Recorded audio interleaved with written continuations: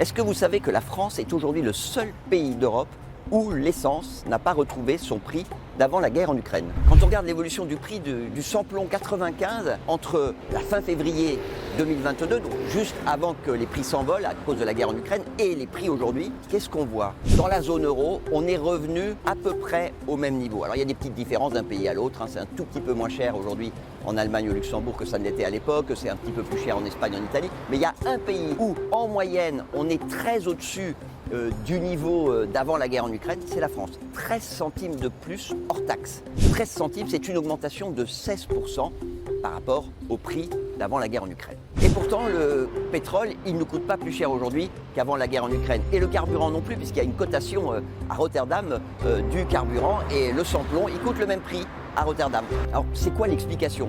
Du côté du syndicat des pétroliers, on nous explique que l'éthanol qui rentre dans la composition du super samplon, il coûte plus cher. Et puis que le secteur a des obligations environnementales qui ont été durcies. Ça aussi, ça leur coûte plus cher. Et donc, ça expliquerait ces 13 centimes. Faut voir. Quand on demande aussi à la grande distribution, c'est la moitié du carburant vendu en France, même plus que ça. On nous répond, c'est le patron de Système U qui dit ça, qu'il y a sans doute des reconstitutions de marge et que la grande distribution elle-même ne cherche plus à tirer systématiquement les prix du carburant vers le bas.